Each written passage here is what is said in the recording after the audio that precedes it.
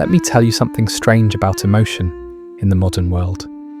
We live in a time where feelings are expected to show themselves clearly.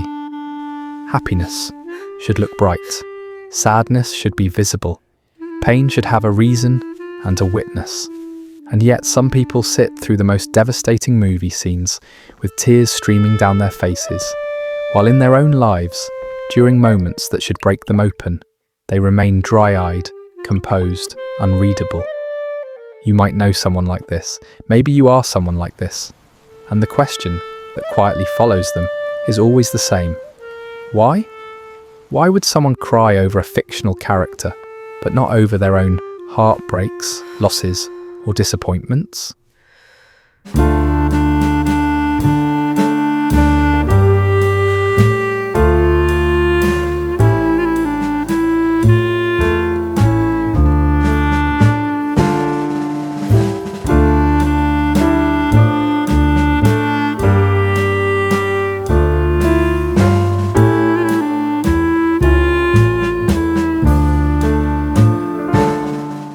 It's easy to assume this means they're disconnected from reality, or overly sensitive, or emotionally confused. But that explanation barely scratches the surface. Beneath it, there's an entire psychology unfolding. One that says far more about emotional control, self-protection, and how people survive feeling too much in a world that doesn't always feel safe enough to hold it. See, for some people, crying in movies isn't weakness, it's permission. It's the rare space where emotion is allowed to exist without consequence. Because real life doesn't always offer that. In real life, tears raise questions. They invite concern, judgment, awkwardness, explanations. They turn private feelings into public events. But a movie asks nothing of you. It doesn't interrupt. It doesn't ask you to justify why you're hurting. It simply lets the emotion pass through you and leave. And that's the quiet difference most people miss. For these individuals, the screen becomes a kind of emotional container, a place where feelings can surface without being owned, defended, or explained. Psychologically, this isn't avoidance, it's regulation. Many people who cry in movies but not in real life have learned often very early that real emotion comes with a cost. Maybe growing up, vulnerability wasn't met with comfort. Maybe tears were dismissed, minimized, or punished. So they adapted.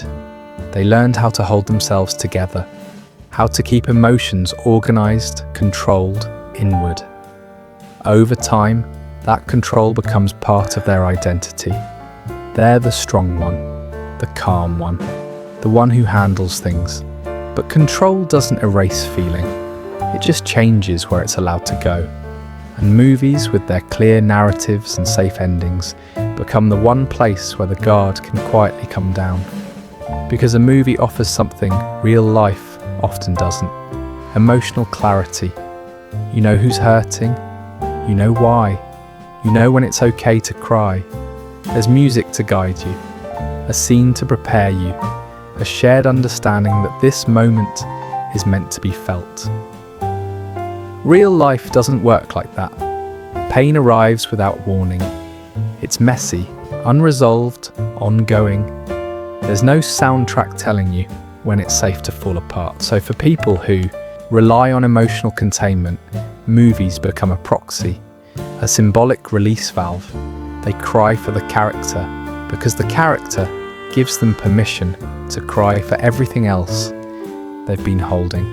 And this is where the misunderstanding begins.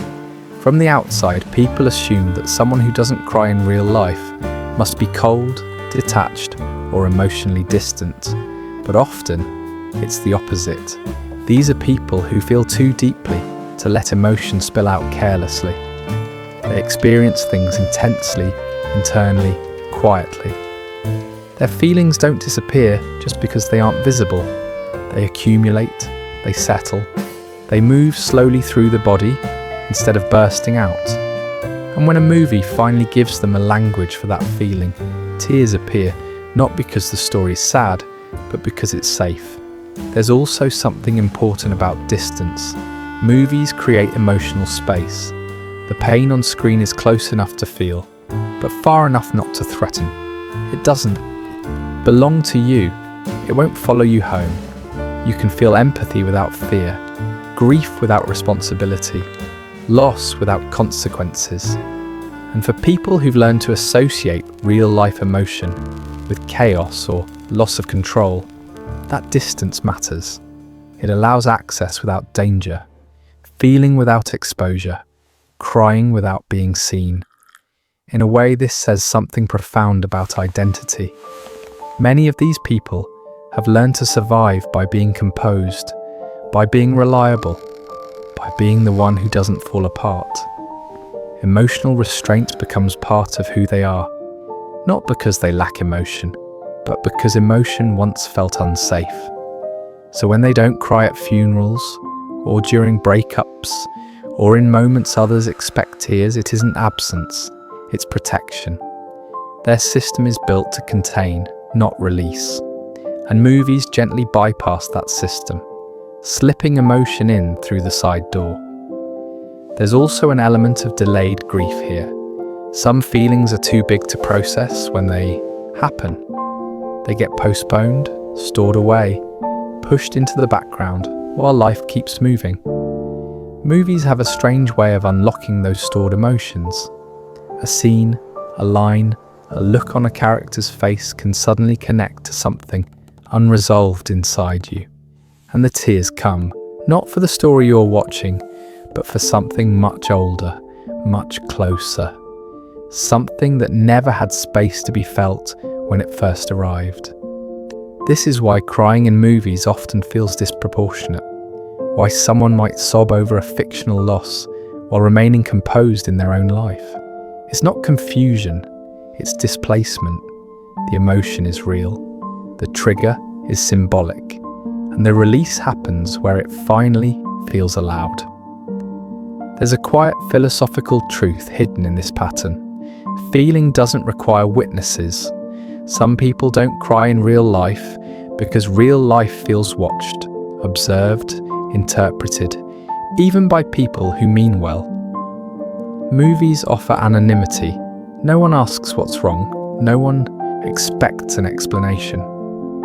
You're allowed to feel without being turned into a moment. And in a world that constantly asks us to perform our emotions correctly, that privacy becomes precious. Modern life has also trained us to be emotionally legible, to express ourselves clearly, quickly, appropriately, to package our feelings in ways others can understand. But not everyone experiences emotion in neat shapes. Some people feel in layers, in echoes, in quiet undercurrents. They don't erupt, they absorb. And because of that, their emotions often need indirect paths to move through them. Stories, music, films, art. These become mirrors where they can finally see what they've been carrying. And yes, this often makes them misunderstood. People may say they're distant, that they don't care enough, that they're strangely unmoved by real events. But that assumption mistakes visibility for depth. Just because someone doesn't cry in front of you doesn't mean they aren't feeling. Often, it means they're feeling too much to let it spill out in a world that doesn't know how to hold it gently. There's a paradox here that's easy to miss. The people who cry in movies but not in real life are often the ones with the deepest emotional lives. They're not numb, they're careful. They've learned when emotion is safe and when it isn't. They know that real feelings, once exposed, can be misunderstood, minimized, or used against you. So they protect them. Not by shutting them down, but by choosing where they're allowed to surface. In a culture obsessed with emotional transparency, this restraint can look suspicious. We've come to believe that if something isn't expressed, it isn't real. That if you don't show it, you don't feel it. But that belief ignores the many ways humans adapt to survive. Sometimes emotional strength doesn't look like openness. Sometimes It looks like control, like choosing when and where to let yourself break. Movies don't demand strength. They don't require composure. They don't ask you to be okay afterward. They let emotion pass through you without consequences. And for people who've spent a lifetime being the steady one, the reliable one, the one who holds it together, that space matters more than they'll ever admit. So when someone cries at a movie, but stays dry-eyed through real-life pain, don't assume the tears are misplaced. They're just arriving where they're finally allowed. In a safe container, through a borrowed story, without judgment or interruption. Because feeling isn't about where the tears fall. It's about what they carry. And sometimes, the most emotionally alive people are the ones who've learned to feel quietly, indirectly, and deeply. Not because they don't trust their emotions, but because they've learned how powerful they really are. And maybe that's the quiet truth beneath it all. Crying in movies isn't escapism, it's translation. It's the mind finding a language for feelings that never had one in real life. It's emotion choosing the safest path out. And in a world that doesn't always make room for gentle vulnerability, that choice isn't weakness, it's survival.